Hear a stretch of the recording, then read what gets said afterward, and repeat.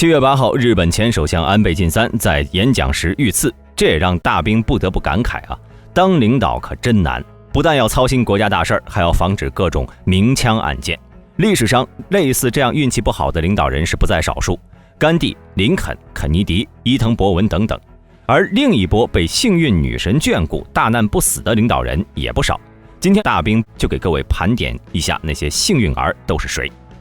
安德鲁·杰克逊，他是美国的第7任总统，首任佛罗里达州州长，新奥尔良之役战争的英雄，民主党创建者之一。杰克逊是民主正是因他而命名。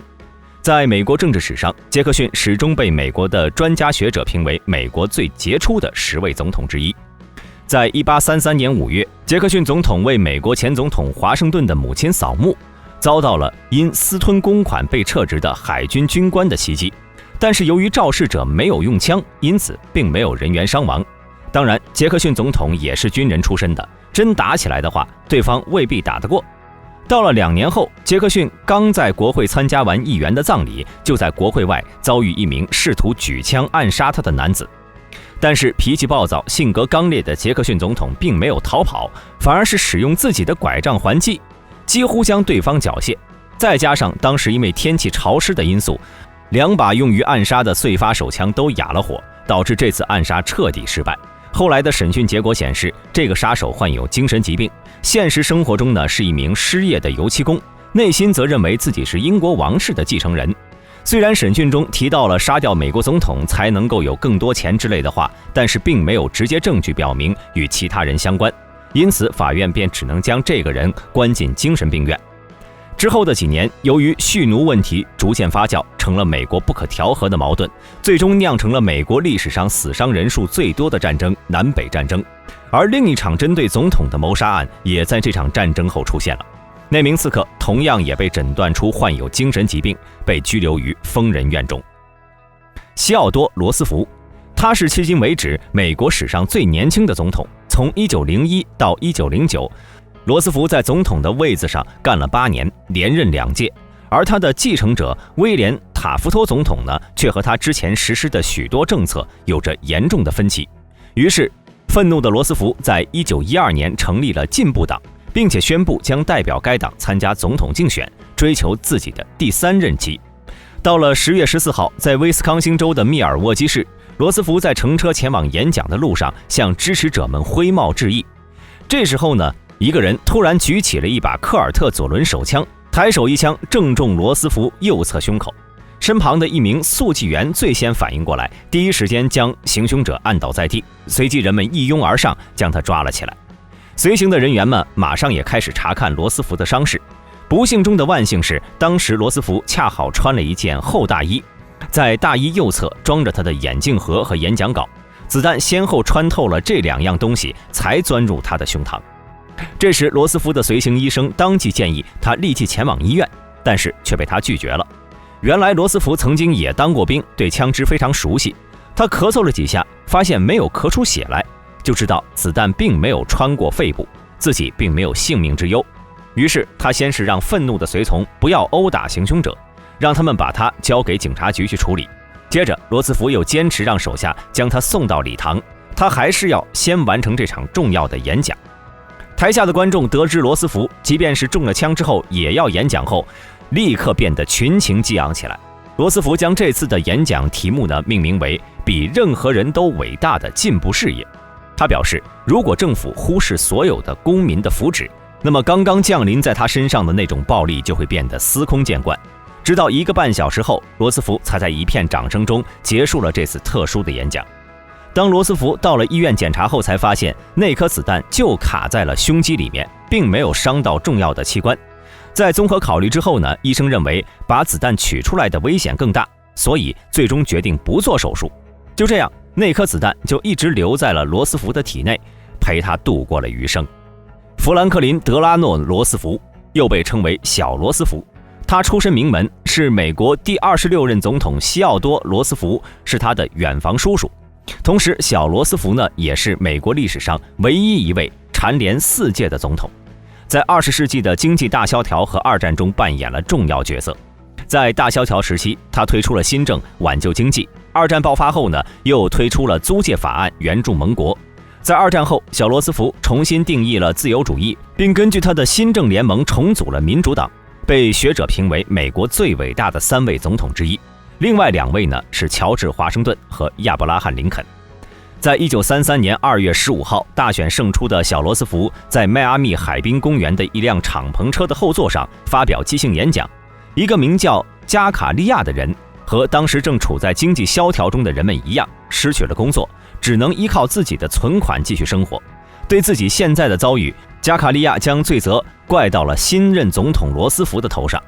因此他准备采取极端的手段来报复罗斯福。于是他混在人群当中，趁着小罗斯福经过的时候对其连开5枪，但是最终并没有击中目标。小罗斯福无疑是一个时代的伟人，但又是一个追求美国实现利益的总统。他的行为方式呢，更多体现了实用主义的倾向。也正是这种不拘泥于教条理论的务实态度，才使得罗斯福在外交和内政方面取得了前所未有的成就。杰拉尔德·鲁道夫·福特，他是美国的第38任总统和第40任副总统。在二战期间呢，在美国海军服役。同时，福特也是美国历史上唯一一位未经选举就接任副总统以及总统的人。在福特担任总统期间，曾经在3星期内遭受了2次刺杀。第一次呢，是在1985年9月5号，福特正在前往萨克拉门托的加利福尼亚州议会时，一位名叫莱内特·弗罗姆的26岁女刺客将一支0.45口径的手枪向他瞄准，身边的特工人员及时将手枪夺下，这才让总统安然无恙。到了9月22号，福特总统在旧金山圣弗朗西斯旅馆外再次险遭不测，一名45岁的妇女用一支.38口径的手枪准备向福特射击，幸而一名旁观者推了刺客的手腕一把，最终使子弹打偏，刺客呢也当即被拘留，后被判处无期徒刑。从此，福特就穿上了防弹背心，继续竞选旅行。罗纳德·威尔逊·里根，他是美国历任总统中唯一一个演员出身的总统。在踏入政坛之前呢，曾经担任过运动广播员、救生员、报社专栏作家、电影演员、励志讲师等等。其演说风格高明，而且具有说服力，曾经被美国媒体誉为伟大的沟通者。就在1981年3月30号，才就任总统69天的里根，准备前往华盛顿特区的希尔顿饭店，与美国劳工联合会的代表共进午餐，并且发表演说。当里根和幕僚们走出饭店大门时，埋伏在饭店门口人潮中的精神病患者辛克利用一把0.22口径的左轮手枪向着里根总统射击了6枪，其中有3人中弹。最后一颗子弹呢，擦着车门缝隙射进了里根的肺部，距离心脏不到3厘米。而中枪后的里根呢，则迅速被送至附近的华盛顿大学医院进行紧急手术。当第一夫人南希·里根到达医院时，里根还以重量级拳击冠军杰克·登普西被击倒时的名言向他开玩笑：“亲爱的，我忘记低头了。”而相较于其他有计划有预谋的刺客，辛克利呢就显得有些无厘头了。事后经过调查得知，原来他一直都迷恋马丁·希克塞斯的电影《出租车司机》，并且将自己呢带入到角色当中，希望能够模仿剧情刺杀总统来吸引女主角的关注。而最终呢，他也被法院判定精神失常而罪名不成立，被送往精神医院治疗。全斗焕，在1981年，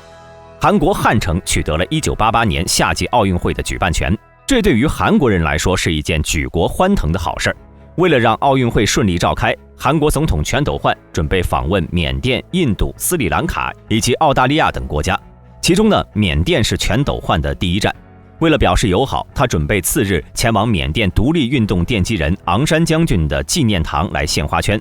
但是不巧的是，这个消息呢也被朝鲜方面提前得知，于是朝鲜特工便立马赶到缅甸，伪装成本地人，趁看守不注意的时候，在纪念堂的房梁上安装了遥控炸弹。或许是安装手法过于隐蔽，缅甸的安保人员和韩国总统警卫室并没有检查出来问题。到了第二天，随访的韩国高官已经全部按时到达，但是总统全斗焕的车却因为交通问题而被堵在了路上。朝鲜特工并没有细想，只见人来的差不多了，直接就引爆了手中的炸弹。在爆炸发生后，共有16名韩国高官和4名缅甸官员丧生，数十人被炸伤。而全斗焕呢，却因为迟到而逃过了一劫。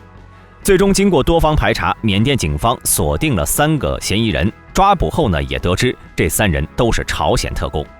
弗拉基米尔·弗拉基米罗维奇·普京，这位我想大家应该都不陌生吧？普京总统呢，以对内对外政策强硬而著称，因此呢，在民主方面也是颇受争议。也正是因为他一系列的行为，导致其遭受到了不少的暗杀。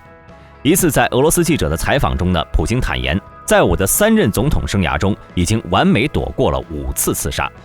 其中，针对普京的首次暗杀发生在1999年12月31号，在他动身前往参加导师的葬礼时，一个男人已经在其身后缓缓走来。不过，普京身旁的美女保镖也在第一时间发现不对，在刺客还未采取行动的时候，就将其抓获。普京身边的保镖并不是一个人，而是一个团队，归属于克里姆林宫直属机构的联邦保卫局，并且继承了苏联时期的科克勃第9局设计的总统保卫系统，由总统安全局、克里姆林宫卫队和总统警卫团组成。每当普京出现在公众场合，其贴身的保镖都会自动就位，为其形成4个保护圈。而且除了身边拥有强大的保镖团队之外呢，普京本身自己也是科克勃出身，身体素质也十分过硬。费德尔·卡斯特罗，他是史上命最硬的总统，曾经成功躲过了638次暗杀，甚至连演讲都开创了联合国最长的纪录，可以说是前无古人。自从推翻巴蒂斯塔，让古巴倒向苏联一边后，卡斯特罗就被美国中情局列为暗杀对象。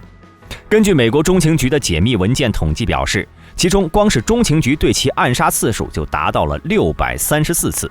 直到其去世也无一次成功。不得不说，在躲过暗杀这一项上呢，老卡斯特罗可以说是最强的存在了。当然，这634次暗杀也并不是全部展开并且实行了，而是包括了所有计划和中途停止行动在内的。但是即便排除这些，实际完全展开后被卡斯特罗躲过的暗杀也超过了100多次。卡斯特罗还曾经开玩笑说，如果奥运会有比拼暗杀次数这一项的话，他绝对是冠军。而卡斯特罗躲过暗杀的经历，也可以说真的是集运气和智慧于一身。美国中情局从他的各个喜好和生活习惯下手，却无一成功。从开枪暗杀到炸药爆炸，从美人计到收买黑帮，从海外追杀到游泳潜水，卡斯特罗也在一次次暗杀中学会了如何反暗杀。每当他需要前往某个地方的时候呢，都会派人先进行地毯式搜索，并且可能出现暗杀人员的地方来布置暗哨等等。卡斯特罗呢，也在用自己的实际行动告诉中情局，暗杀这里面的水太深，你把握不住。而卡斯特罗与中情局之间的交锋也被拍成了一部纪录片流传于世。在2006年，英国和古巴共同推出了一部名为《暗杀卡斯特罗的638种方法》的纪录片。影片当中呢，中情局将刺杀卡斯特罗的行动命名为古巴工程计划，美国政府每年都会为此拨出约5000万美元，前后雇佣了2500多名特工，可谓是兴师动众了。而说到卡斯特罗，就不得不提他的第一任情人玛丽塔·洛伦茨。她同样呢，也是一个传奇的女人，其人生经历堪称丰富无比。她曾经当过古巴总统的第一夫人，还是委内瑞拉前总统的情妇，尼加拉瓜前总统的好友。原来她的母亲曾经是美国 CIA 的间谍，其自身呢也接受过 CIA 的培训，曾经准备刺杀卡斯特罗，但却由于毒药被面霜糊住而导致失败。回到美国后呢，他与 CIA 继续合作，一直为其服务了20多年。凭借着漂亮的脸蛋和出色的手段，玛丽塔活得十分体面，也因此结识了许多上流社会的人，其中就包括委内瑞拉前总统马克思·佩雷斯·西门尼斯。而在当了马克思的情妇后呢，和他还生了一个女儿。从上面这些总统的遭遇呢，也应验了大难不死必有后福这句老话。老罗斯福的第3任期虽然并没有成功竞选，但是也以27%的得票率位居第2，也创造了美国历史上第3党总统候选人的得票记录。也正是因为老罗斯福的这次暗杀，也让他的硬汉形象更加深入人心。托马斯·马歇尔副总统曾经表示，当夜幕降临，死神也必须带着罗斯福一起睡觉，因为如果让他醒着，就会有一场战斗。而里根总统在遇刺后呢，声望却是急剧飙升。在他前往美国国会的时候，甚至还受到了英雄般的欢迎，并且在当年的8月，美国国会也通过了他那项有争议的经济计划。古巴国父卡斯特罗更是享年90岁，在卡斯特罗的领导下，古巴政局相当稳定，教育、医疗、社会福利方面呢，都在世界上名列前茅，人均识字率达到了99.9%。2013年，古巴的人类发展指数为极高，而这一切呢，都和卡斯特罗的努力是分不开的。好了，本期视频就到这里结束了。各位老铁对此都有什么看法呢？欢迎在下方的评论区留言。对本频道感兴趣的朋友，请点击下方的订阅按钮。我们下期再见。